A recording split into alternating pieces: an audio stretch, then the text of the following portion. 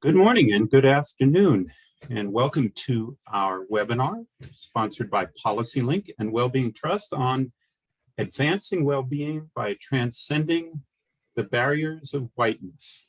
My name is Victor Rubin. I'm a senior fellow at PolicyLink, one of the co-authors of the report that has that name. We're going to unpack that name and a lot of the things behind it in the conversation that follows in the next hour.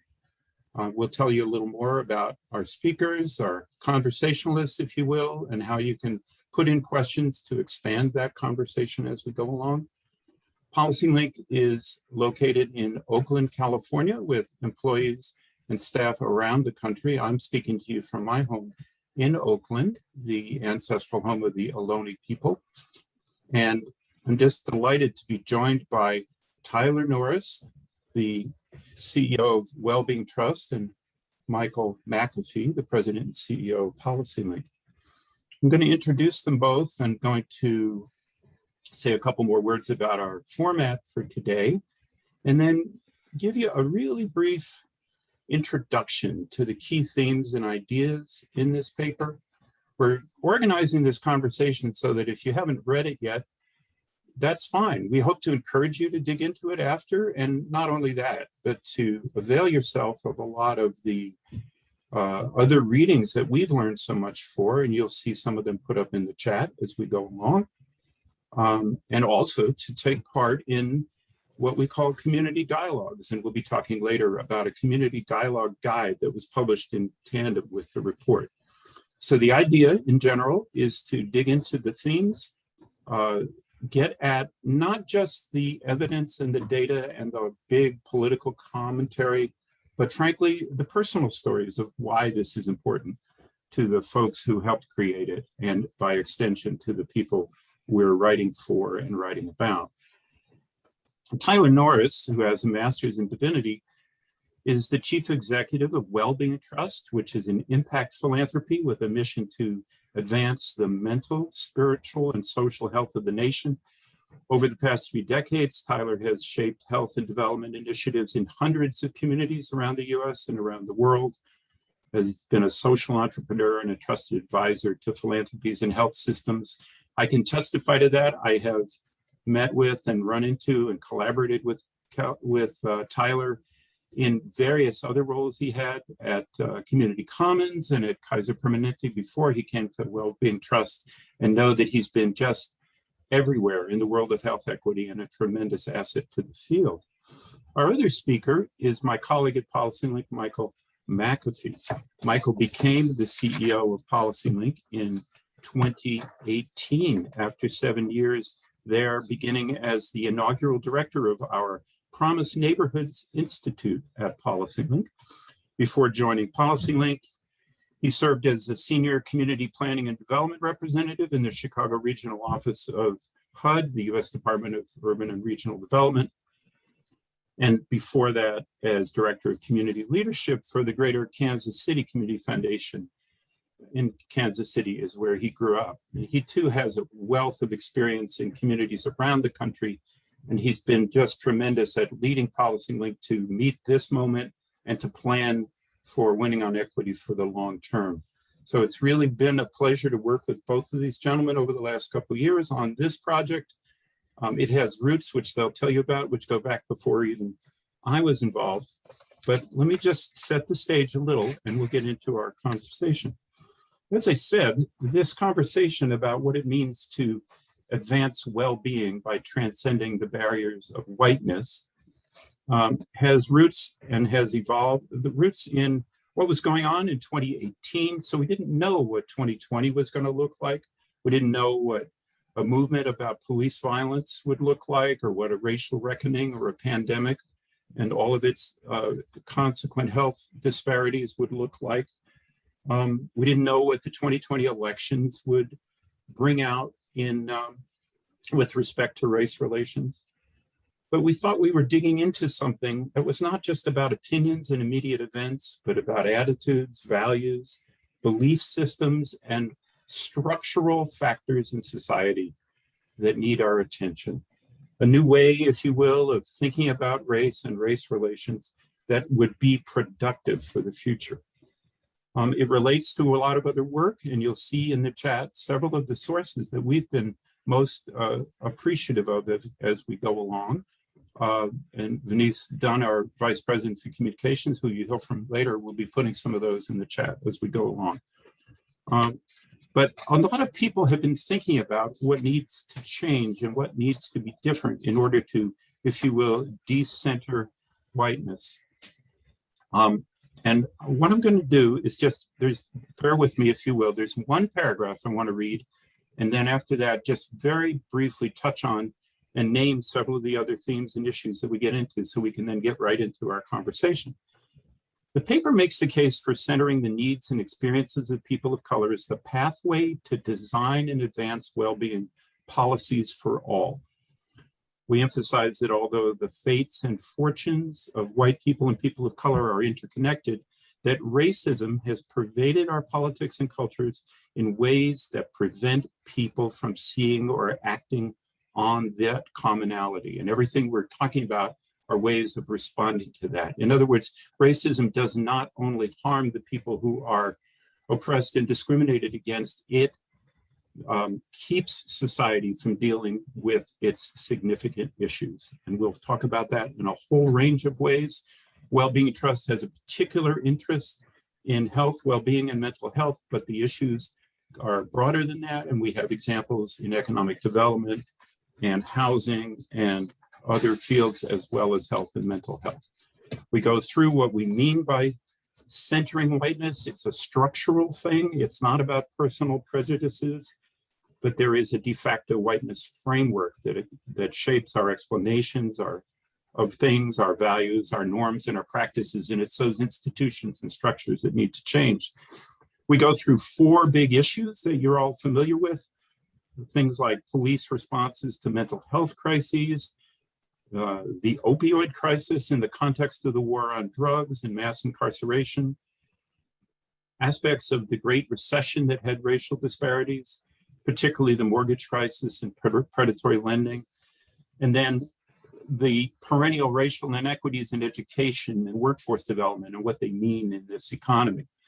We then look at where those came from, because we know that this is not a product of random events. It's a product of what we'll call racialized politics in America. It goes back in many decades, but in its current form, we began to see it really in the 1970s. You see the rationale for mass incarceration that I just referred to, and so-called race-neutral criminal legal policies that have a decidedly racially biased impact.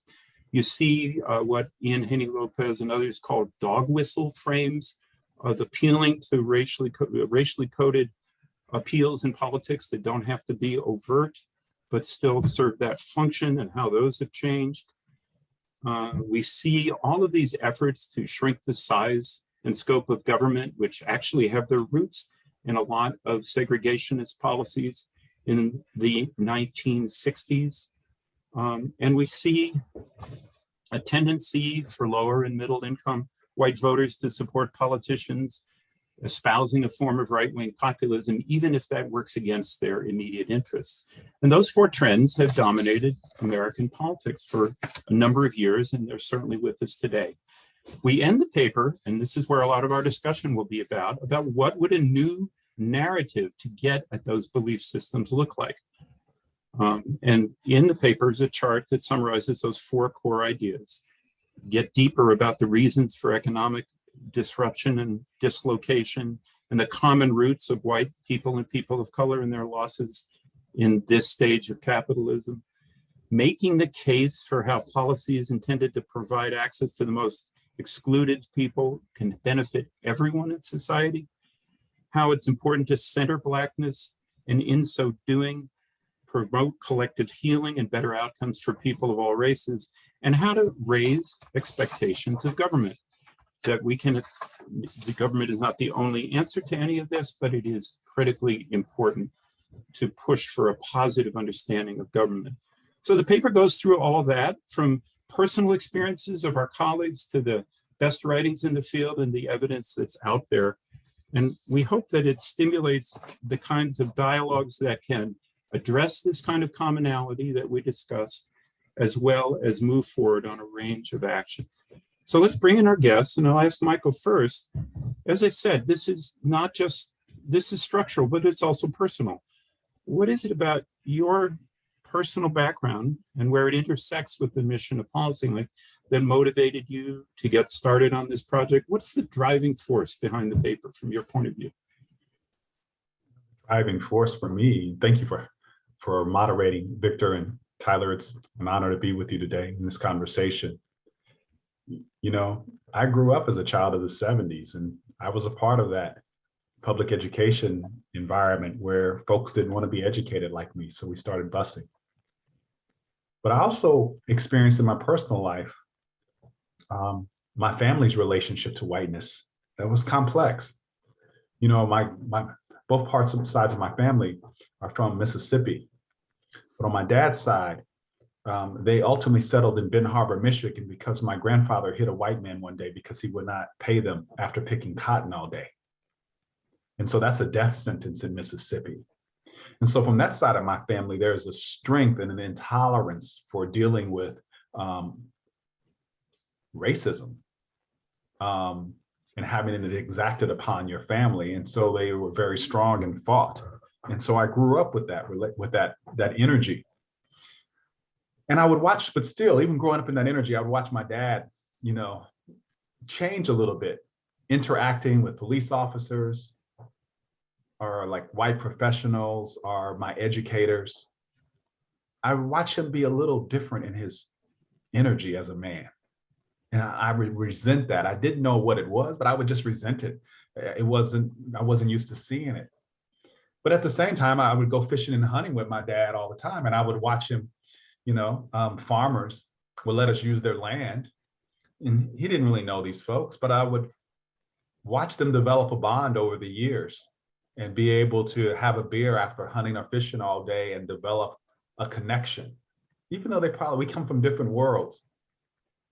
And I would also watch him gingerly tuck his pistol under his seat as we would drive down to West Point, Mississippi every summer to see my grandmother. And so that's kind of the context that I grew up in. Parents trying to teach me how to survive in a world that was quite frankly hostile. And making a choice about how I wanted to relate to whiteness. And we'll talk about a little later in terms of some of the choices that I've made about how I choose to relate to a world that really wasn't designed for me. Mm-hmm.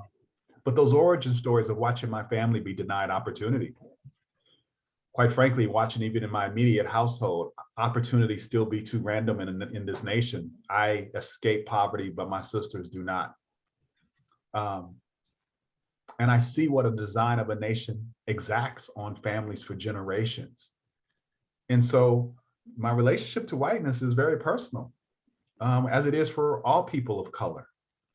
And there's been a toll that's been paid. And last thing I'll say here is this: even in this moment, there's a toll to be paid. And I often say to folks, especially in the role that I'm in now, I don't actually get a chance to heal.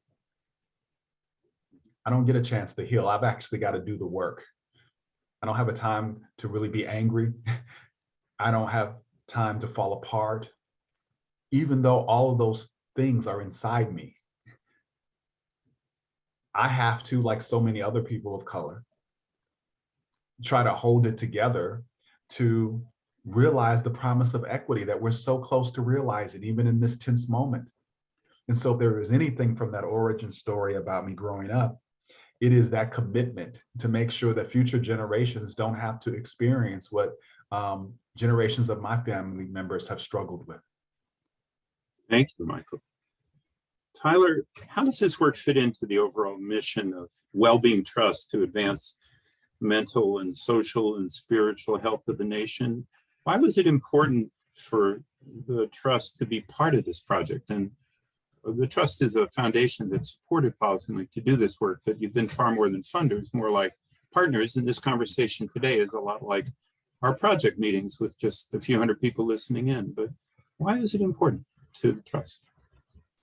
Victor, first of all, thank you. And Michael, I return the acknowledgement for being my partner in this journey and for PolicyLink stepping up alongside us and the team work to get to this point, as well as a deep bow to Angela Glover Blackwell, our previous president, for her challenging me for over 30 years as a well-meaning white person. And what does it mean to step up in a way that's worthy of capabilities? But I'm thinking about where you began, Victor, and myself sitting on the ancestral lands of the Shoshone and Bannock people, that the gratitude that I have for you all joining this conversation includes respecting those whose blood and sweat and tears are at the center of the conversation, right? Because this is about human lives, those past, present, and future. And we can't start this dialogue without centering ourselves in the human suffering, Michael, some of which you just spoke about. I do get time to heal, and I can actually blow it sometimes and recover in ways that are different than you're describing. Right now, we're putting our finger on one of those pieces. But the countless millions of lives and livelihoods that are lost, the bodies and hearts broken, the families torn apart, the land and property absconded with, and the squandering of human potential that has been so ruinous for so many for so long, even as others like myself have consciously or unconsciously nonetheless benefited from this. And so I want to just start with this as both my response as both a pragmatic response to the well-being of our nation, but a moral failing to a great extent as well. And I don't say that to indict people, because just pointing fingers and creating guilt is a bit counterproductive, but rather to invite and incite or call us to our better selves in this conversation. I want to say that as to the why here, and I'll get to well-being trust in a minute, that meaningful inclusion in our democracy and our economy, especially for those who are routinely excluded, is the greatest unfinished agenda for our nation. Right? And at a time when some people in our nation, fearful of the loss of these privileges, are acting to limit voting rights and economic opportunity even more, is reminding us of how do we address the fear that is underneath this. And I one of my whys, Victor, to your question, is to actually cut through the fear, respect and love for each other. But for well-being trust, we're an impact philanthropy, and we were endowed by the Providence Health System in 2017 to advance the mental, social, and spiritual health of the country. And we do that by working to save lives from deaths by alcohol, opioids, and suicide, and the factors that are upstream from that, but also asking the question of how do we create a culture of equitable well-being that allows all people to flourish? And addressing that, saving lives and this upside of human flourishing for all, is a very complex and multi-layered issue. And we're guided for a framework for that, to get the care right and get the care paid for so it's affordable, available, and to create the conditions for well-being in the first place. But just like this conversation on advancing well-being for all by transcending the barriers of whiteness is not a new conversation, we're in this conversation because the presence of persistent and widening health disparities by race and ethnicity continue throughout the entire sweep of my lifetime. And we don't have time to go into the data today, although paper does some. 2 times, 3 times, 4 times, 10 times the rates of physical and mental health conditions leading to illness and death for Black and Brown and Indigenous and immigrant Americans and others who are routinely excluded. So we can sit here and say, well, we want to create equitable well-being for all, but if we're facing the world as it is, that is delivering these kind of disparities and negative outcomes, our ability of an organization to impact the well-being of the country requires us to have this dialogue. It is essential. And I'm vexed, I think, in a couple of ways, and then I'll pause with this, is one, despite 40 years of me working in communities all across the country, witnessing that the work is not enough calls me to this work. Because when you realize that the work you're doing isn't adding up to success, equitable well-being, it is unethical to continue. So as a philanthropy executive, I got to face the world as it is and say, we have to lead into this. But I'm vexed by something else, which is that in the words of W. Edwards Deming, the quality guru in the healthcare sector, he said, every system is perfectly designed to produce the results it gets. So what we have is by design.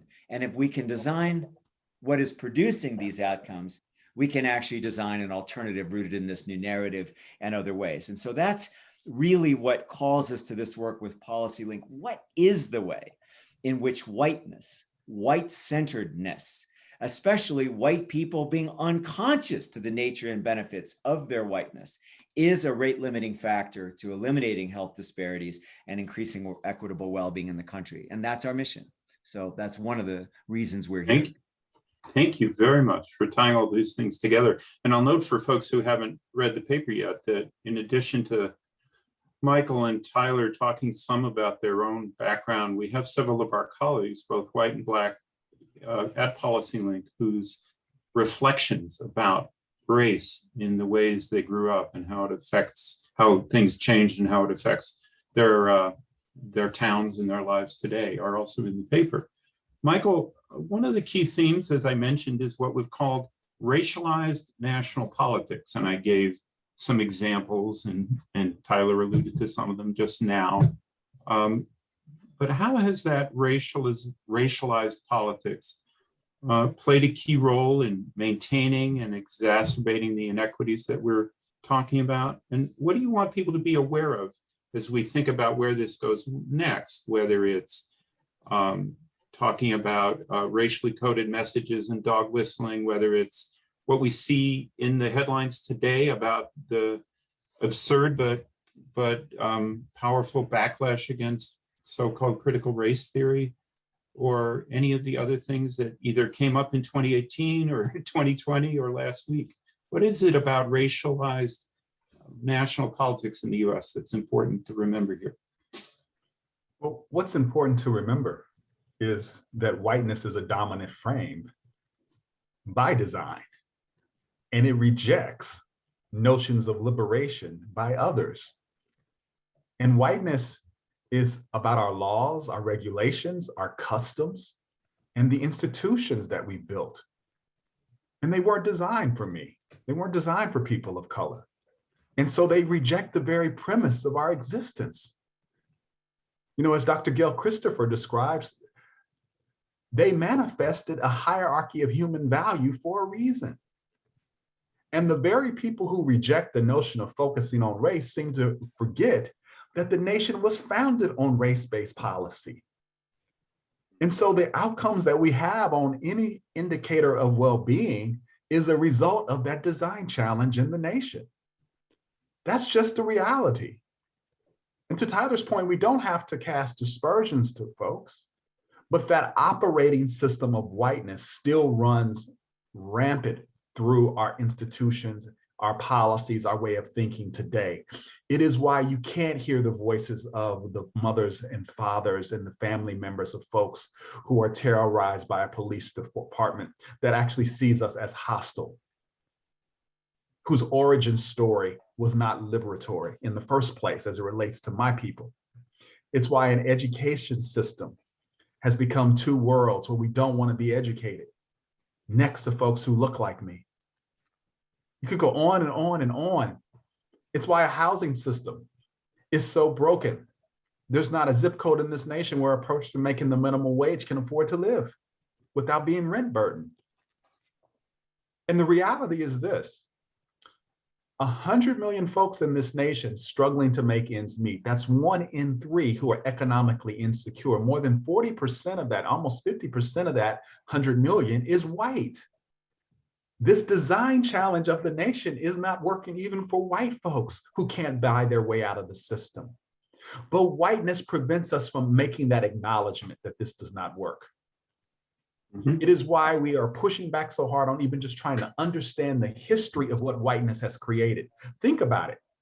One is usually proud of its history. This nation doesn't even want to own it.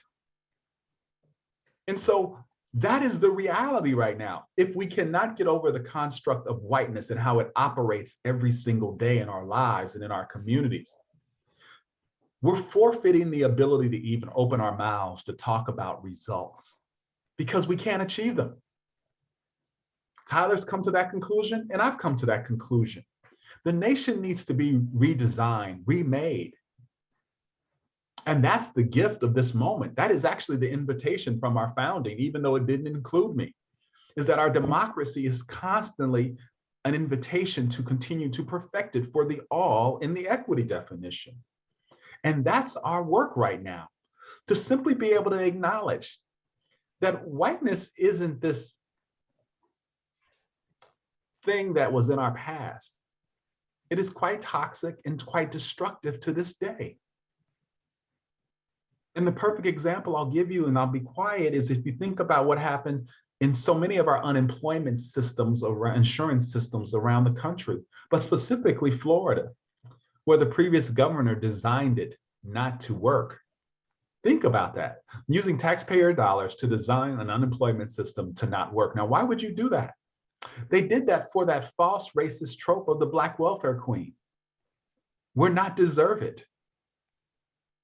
Government holds a hostile disposition towards us. So you design a system not work, never thinking you would be in a pandemic and even white folks, Latin folks, Asian folks would need that system. That's whiteness operating, where it will burn down everything to keep Black and brown folks from getting a little bit. Thank you. We'll come back to this in a lot of different ways. One of the sources that Vinny's put in the chat is the book, The Sum of Us by Heather McGhee, and the signature example she uses in there, while not about life and death, is still emblematic, where a town would drain its public swimming pool so that nobody could swim rather than integrate it. And that there are hundreds of examples of that sort of way in which the frame and the barrier, whiteness presents a barrier not only to the folks who are the target of oppression, but basically to the whole culture. Tyler, with respect to mental health, let's the central focus of Wellbeing Trust, let's have you talk a little more about what is called for on this societal level to meet the challenge that Michael just described. First of all, I am so appreciating this dialogue as a learning opportunity for me. And Michael, I'm thinking about you as a boy in Mississippi, and I want you to evoke me as a boy in Idaho, right? Opposite side of the country. And, you know, for me, part of my really come to terms with that this system was designed for me had to do when I was 14 and found myself struggling with some mental health issues, some community issues, family issues, and struggling with alcohol. And a buddy and I were arrested for a spree of vandalism. And we were scared, on our way to reform school, the whole deal. And what the community worked out for us was what today we call diversion and restorative justice, right? We had work to pay back the damage we had done, the pressures on us, but a path was laid out for us for recovery that ended up with our records being expunged. And by the time I went off to college, I was on my way. That path of redemption and to help a young person was designed for me. And today, when I meet with young people, many who are in incarceration or who have experienced similar difficult starts as I did, I'm reminded of how that system took me and gave me an opportunity to work with my mental health issues, to work with my addiction issues, to heal my relationship with the community, and to find my way back into a place where my wound of my childhood became part of my path of service.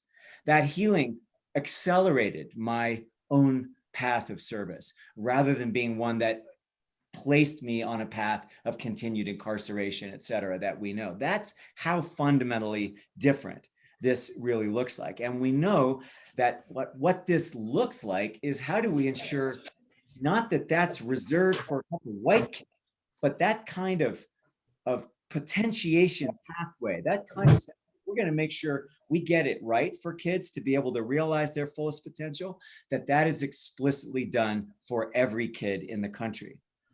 So looking more broadly to your question of sort of mental health, I'm going to talk about our country for a minute, and particularly to white people who are at times afraid of what parts of this conversation. What does it mean about my guilt or complicity in it? What does it mean about my people? Well, if I've been benefiting, where do I go with that?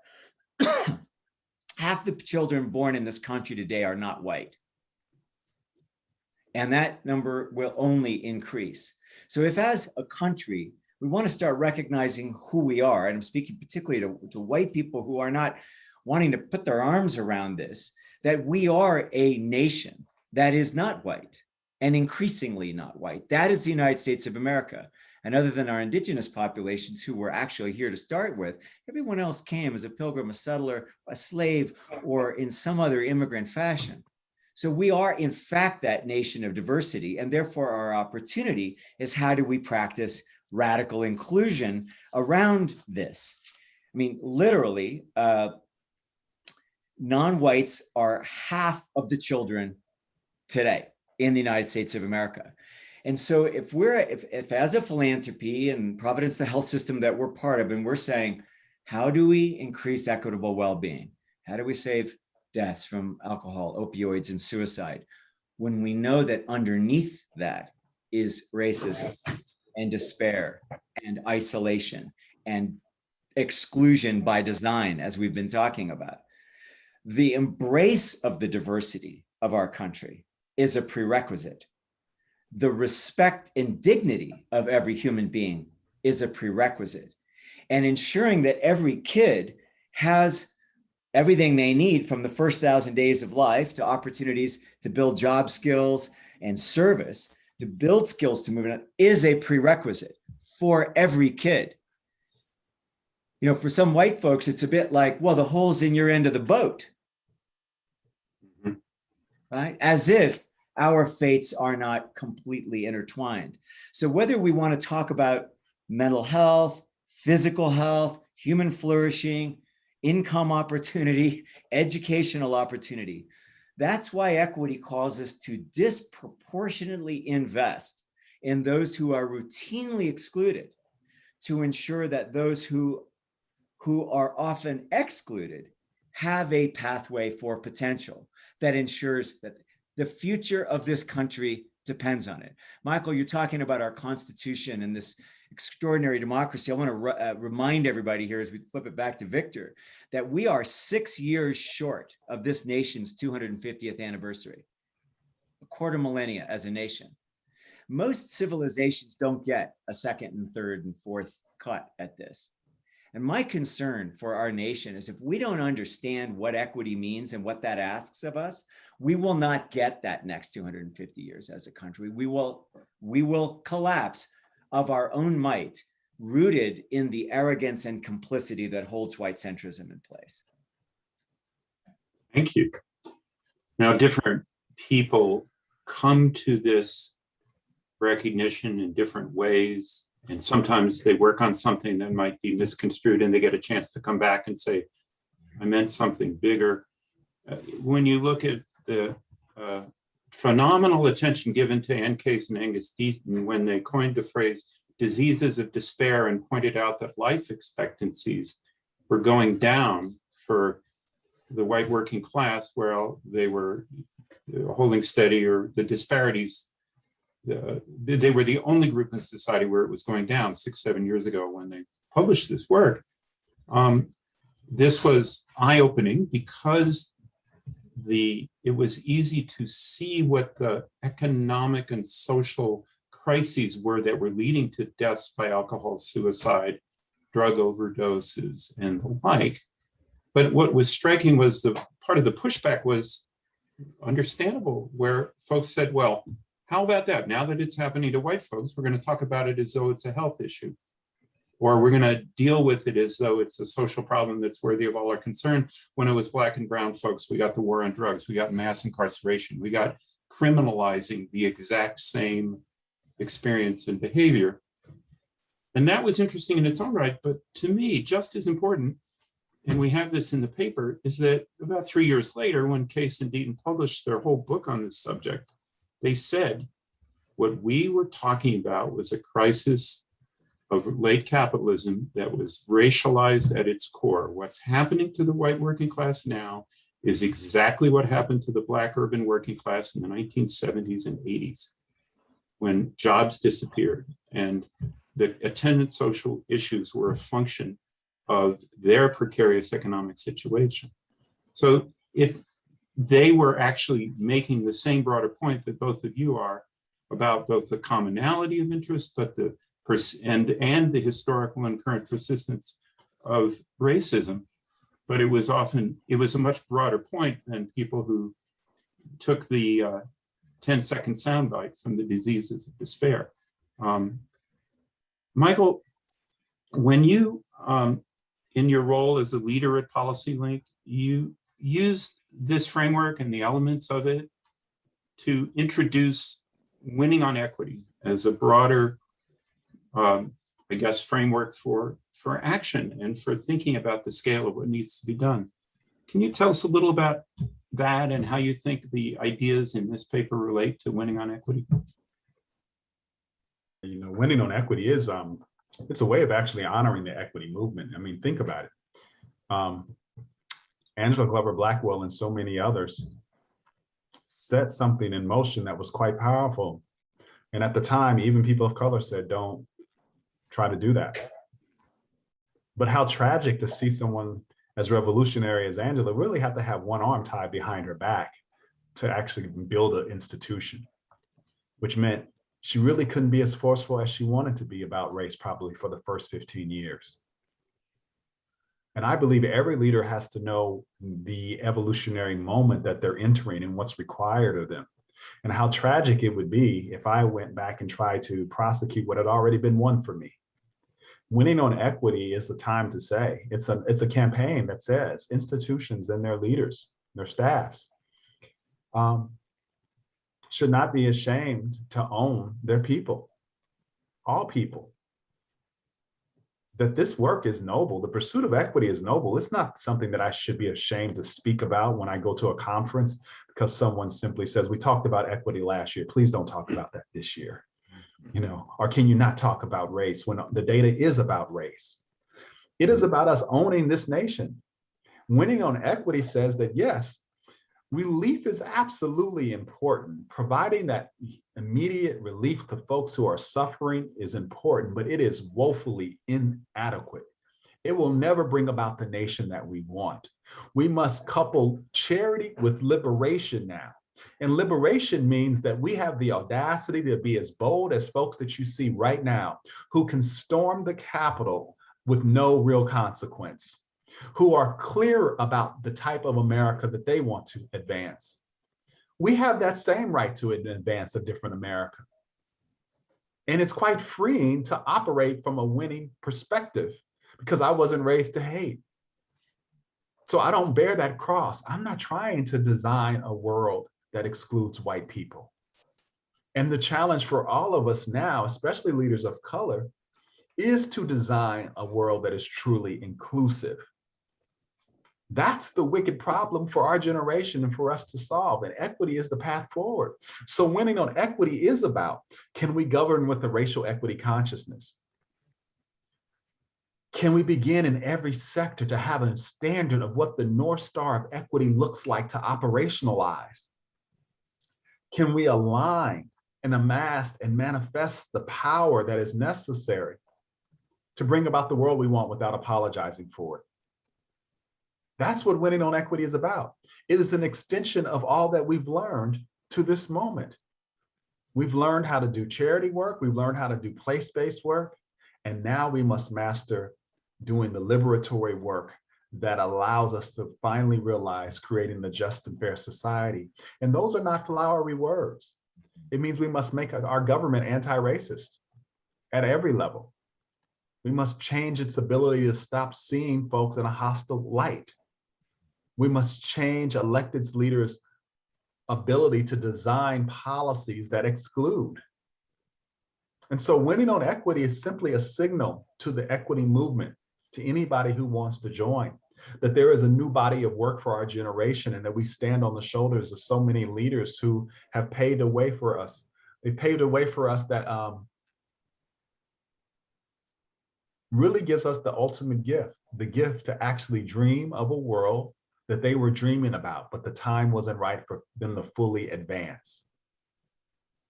And we can advance it. Thank you. That's Yes, the gift. for viewers can look at the PolicyLink website and see a lot of different ways in which this is moving forward as support for the movement, as reinforcement and implementation of the Biden administration's racial equity executive order, dealing with housing costs and eviction issues after the pandemic, and almost a large number of other ways, only a fraction of what needs to be done, but hopefully all pointed in that direction that Michael described. Tyler, we have, as I said at the beginning, and as the viewers can see, created a community dialogue guide to complement the report. These dialogues have great potential in the way that you've described earlier. Can you say a little more about what you hope to see, and any guidance, I guess is the word, or for folks who might want to take up this aspect of it? Because we've all known that this is about reaching new audiences, understanding perspectives, changing minds. Tell us a little about what you hope to see. Victor, thank you. I think the dialogue guide is one of the most important parts of this whole piece, which is helping us understand that we have a need and an opportunity to think together. So for example, Michael just talked about winning on equity. How is that America winning? What would that actually mean for us? What would it look like if all of us were in fact liberated? The kinds of questions about my own experiences of race. What is structural and institutional racism? How do I learn about unconscious ways that I might microaggress? What are ways in which my way of thinking about Black people or brown people or indigenous people holds policies in place that go right to the heart of what Michael said when he said, that wasn't for me, for my liberation and well-being? That is a discovery, not one that need be rooted in guilt or shame or back for something that occurred in the past, but rather stepping up to the present with the opportunity of now, and to ask the questions that allow people to find their voice and be heard. Archbishop Desmond Tutu came to our town, and my kid's mom and I took the kids to hear him speak. Yeah, I don't know, it was 20 some years ago now. And somebody asked him, why did the Truth and Reconciliation Commission work? And he said, it's because the most important human need is to be heard. Mm-hmm. So dialogue together, where people of different walks of life, different opinions, can come and learn together, think together, ask the difficult questions in a container of safety and respect, where we can test our ideas and push back and ask questions of ourselves, is how we learn. It's how I can move in, not with defensiveness, but with inquiry, not with fear, which I might carry for saying the wrong thing or boneheaded ways that I'm still blind to what's going down, but rather as a place to learn and grow. And so this dialogue guide for houses of worship, for community groups, for work teams over a brown bag at lunch, in the book club, or is a way to begin conversations of significance about how we unlock white-centeredness. How do we liberate that potential of all people? And we're talking about transcending the barriers of whiteness. There is no transcending without inclusion. Mm-hmm. You don't get to go to the next level until you include the previous level of conversation. So radical inclusion is a premise for this. And this dialogue guide, and I'll just tell you, yesterday I was in a conversation with a wonderful woman in Boise, Idaho, who's having conversations on race, place, and grace. And she, on reading this book, this dialogue, I said, I want to embed what we're doing in Idaho around our conversations on race and equity and fear of all types, including anti-trans laws. How are we having conversations that are inclusive of all here? So I think this dialogue guide gives us an opportunity for people to adapt the questions to their own their own setting, invite people, and let's learn together, and let our shared thinking and our shared humility inform our discretion forward. That's what this dialogue is about. Thank you. Michael, I'm going to come back to you in a minute and ask you about some of the action steps that might follow from the dialogue and from the report. But Tyler, I just want to, and then we're going to go to questions. We have some very thoughtful ones teed up and use our last 10, 12 minutes that way. But briefly, Tyler, is there anything, maybe this is not a subject, can be brief, anything particular in this dialogue venture for faith leaders and for religious institutions? I know this is something of great importance to you. So the most important thing in your life, you have about 90 seconds. It's really it. I know my mother's on this call, and she may be the most important thing in my life with my kids. I was raised in a white Republican Christian household in Idaho, not to hate other people, frankly, like Michael, like your family, to love other people, even though we may have been a bit asleep to what we were doing.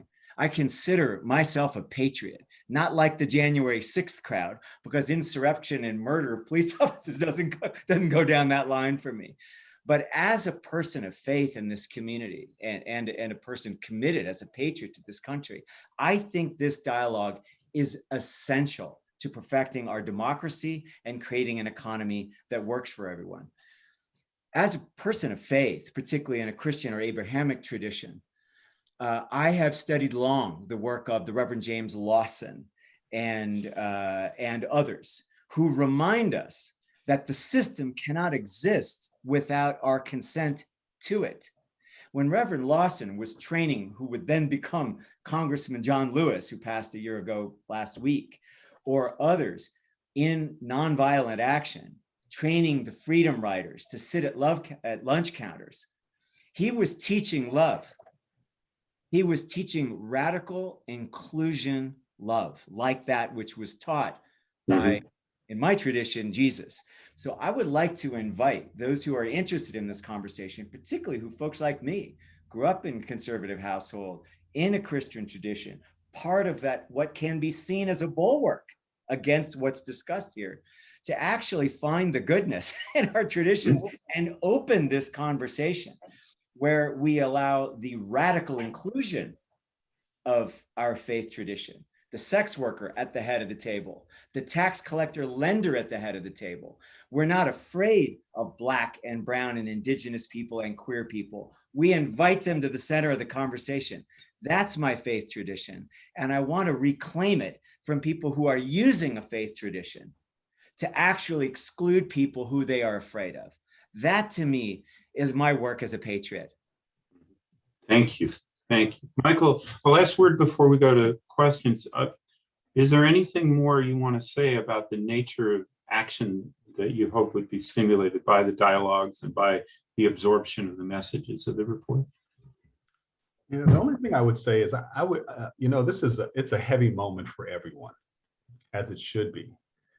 You know, transformations are tough on us, personally, institutionally, and societally. And while whiteness is a framework that needs to be done away with, I want to just remind everybody that all of us have an opportunity to step into this awakening moment. We're talking about whiteness today, but we also need to be talking about masculinity, our relationship to women. There's a host of other ways in which we all can step into this moment. But the dominant thing that we are talking about today happens to be the whiteness construct. So what I would invite everyone on this call to do is to sit with the uncomfortableness, sit with the being tired of voices saying they've had enough. Those voices deserve to speak. They deserve for us to listen to, but more importantly, they deserve us to act on what they're saying. And it's okay to have all those feelings. But what I want people to do is to not run from this moment, to embrace it. To embrace it. You know, if we love this country, if we love humanity, this is simply the work that we're called to do. This is simply the work that we're called to do in the moment. And what I ultimately want people to understand, it doesn't really matter where you sit on the political spectrum, because here's what I know. The political spectrum will not save you from what's going to happen to this nation if we do not get this right. That 100 million number that I speak of, it's going to continue to increase. You know, white folks can't afford housing in the Bay, just as Black folks can't right now. You know, workers all around the country can't make ends meet. So the reality is this: it is actually time to get off of the political spectrum, because it does not serve us well, regardless of where you sit on it, and to begin to make a path forward that allows us to see the humanity of everyone. So the last thing I'll say here is, if you're running institutions, figure out how you're bringing these voices. You're honoring that energy, that multiracial coalition led by Black women that you saw in the streets and remains in the streets. Figure out how you bring that energy into your institution and take action. This is an action moment. The best dialogue comes from struggling to solve a problem. And so what I want you to think about, that is adult learning best practice, not just having a dialogue in absence of being in relationship with someone. Let's get into relationship with each other, someone that doesn't look like you. And let's struggle through the process of making this nation be what it has never been. A nation that can love people of color, the very thing that it has despised. And it ultimately then can design a world for their liberation, and in so doing designs a world for all of our liberation. Thank you. Thank you. Let's bring in Venice Dunn. I mentioned is the PolicyLink Vice President of Communications. She's been monitoring the questions that people have proposed and can skillfully take a large number of thoughtful ideas and boil them down into a useful use of our remaining 7 or 8 minutes. Venice, it's on you. No pressure. Thank you so much, Victor, and thank you for this beautiful dialogue. We've gotten some fantastic questions, and I will start with one that is: conservative philanthropy is working hard to center whiteness with funding and coordinated action. What does progressive philanthropy need to do to support the movement to decenter whiteness in a way that is real and effective and not performative? I'll just speak to that in that I am serving in a role of leading a philanthropy at this point, and I have been very active dialogue in this week even with conservative philanthropy, Conservative Philanthropy Roundtable and others about that very thing. And so part of what I've been bringing is, how do I suspend any progressive philanthropy that I bring to this so that I can actually hear what is underneath some of the legislation and the push right now. So, you know, Venice, I think the question is so good, and it's not just meeting conservative philanthropy with progressive philanthropy. It's actually why the dialogue as a method of learning is so important, to say, what is the interest that is really behind what you're pushing here, so that we can find some way of learning and thinking together right now. So it's not just a better case, it's actually the dignity of understanding what conservative philanthropy is wanting. Because I'm going to suggest that much of conservative philanthropy does not seek the position it is finding itself in. And I'll add to this, then if it does not seek that position, then it must fight against it. Amen. Right? Because see, this is but where I get if really— we conclude by that, then we don't gain the allies. That's to be right. able to pressure. Excuse me for interrupting, Michael. No, please. that's absolutely right. Because, you know, I'm tired of me having to wait for folks to learn, because that holds the work hostage. Stop hurting me first, and then we can have a dialogue, right? I don't think anyone on this webinar would want me harming their family members and then say, but let's talk and let's learn.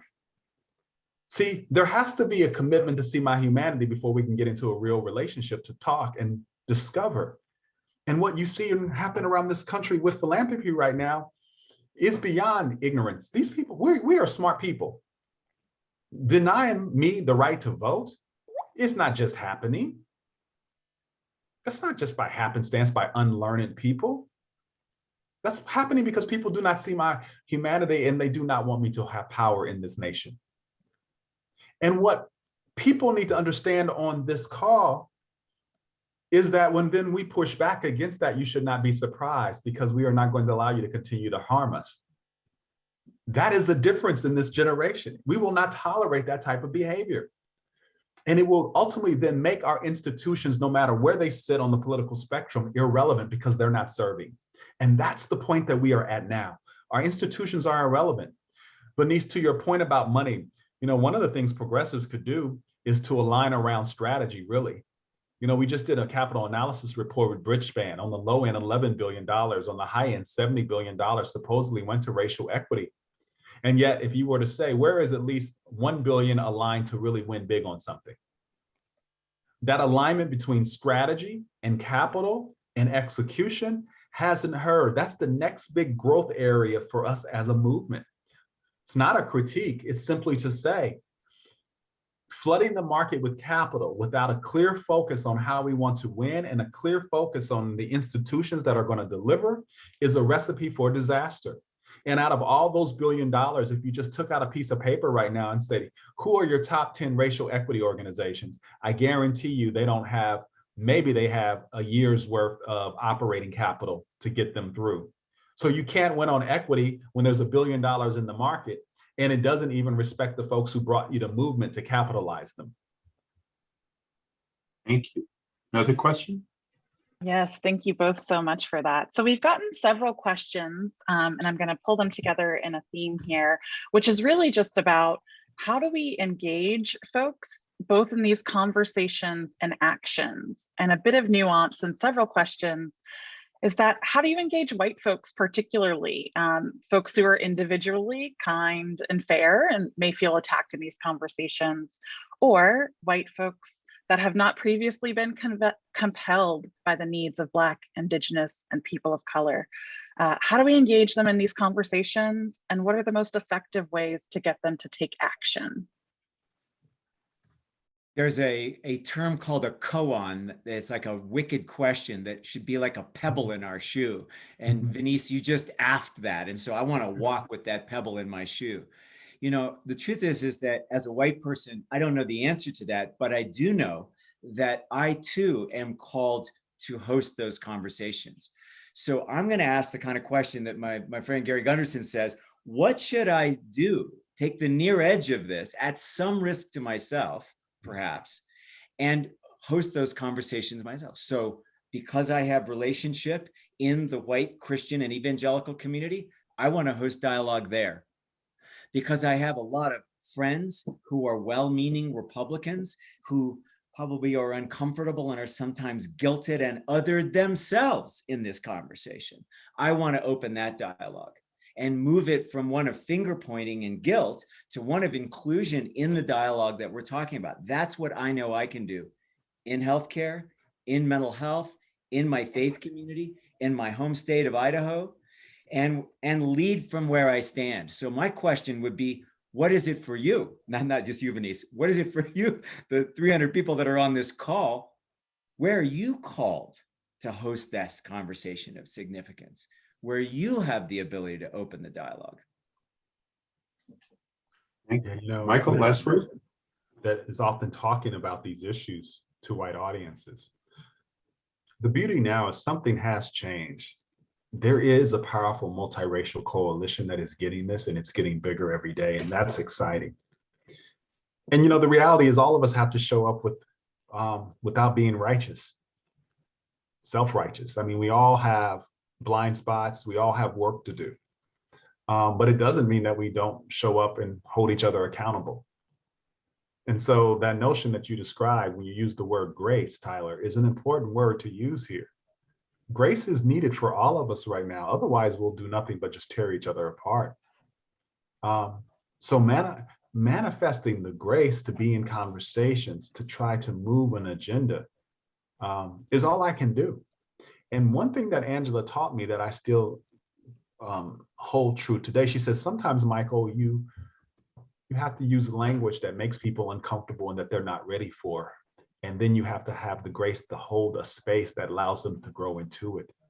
So this is not about trying to move our language and our actions totally to making people feel comfortable. It is about providing those bridges, as John Powell talks about. We need to be on the edge of the equity movement, and we can still be on that edge and have the grace to continue to bring people in when they're ready to join. Really appreciate what you're saying, Michael, because so much of this conversation is about human dignity, and Yep. we need to practice dignity in the step forward. I love That's what right. Thank you. Thank you both. And I just want to name, we have so many other rich questions here, and this is the first of many conversations. So we have tracked all of your beautiful questions, and make sure that you're signed up for our email so that we can share more with you about future conversations to come.